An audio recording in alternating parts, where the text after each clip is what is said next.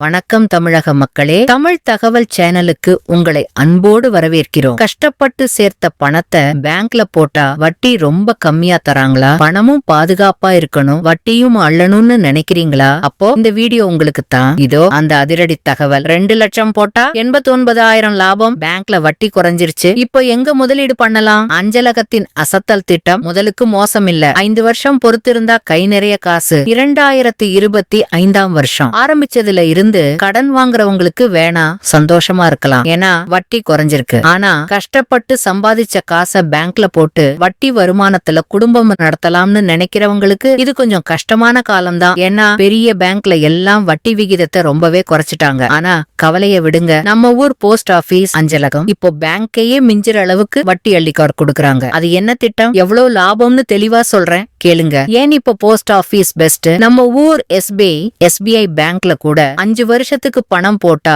6% மேல வட்டி தர்றது கஷ்டம். ஆனா போஸ்ட் ஆபீஸ்ல இருக்கிற டைம் டெபாசிட் திட்டத்துல உங்களுக்கு 7.5% வரைக்கும் வட்டி கிடைக்குது. அரசாங்கத்தோட திட்டம்ங்கிறதால உங்க பணத்துக்கு 100% கேரண்டி. கணக்கு போட்டு பாப்போமா? இப்போ உங்ககிட்ட ஒரு 2 லட்சம் ரூபாய் பணம் இருக்குன்னு வச்சுப்போம். அந்த பணத்தை போஸ்ட் ஆபீஸ்ல 5 வருஷத்துக்கு டெபாசிட் பண்றீங்க. 5 வருஷம் முடிஞ்சு நீங்க பணத்தை எடுக்கும் போது உங்க 2 லட்சத்தோட சேர்த்து வட்டியாவே உங்களுக்கு 89,999 ரூபாய், கிட்டத்தட்ட 90,000 ரூபாய் கிடைக்கும். அப்போ உங்க கையில மொத்தம் 2,89,990 ரூபாய் இருக்கும். பாருங்களேன், சும்மா இருந்த காசுக்கு இவ்வளவு வட்டியான ஆச்சரியமா இருக்கா? இது மட்டும் இல்லாம இந்த திட்டத்துல நீங்க பணம் போட்டா உங்களுக்கு வருமான வரி சலுகையும் 80C கிடைக்கும். யாருக்கெல்லாம் இது நல்லது? ரிஸ்க் எடுக்க விரும்பாதவங்க, வயசானவங்க, மகளோட கல்யாணத்துக்கோ இல்ல பிள்ளைகளோட படிப்புக்கோ காசு சேர்த்து வைக்கணும்னு நினைக்கிறவங்களுக்கு இது ஒரு டக்கரான திட்டம். வட்டி குறையறதுக்குள்ள உடனே உங்க பக்கத்துல இருக்கிற போஸ்ட் ஆபீஸ்க்கு போய் விவரம் கேளுங்க. ஒரு முக்கியமான விஷயம், இது ஒரு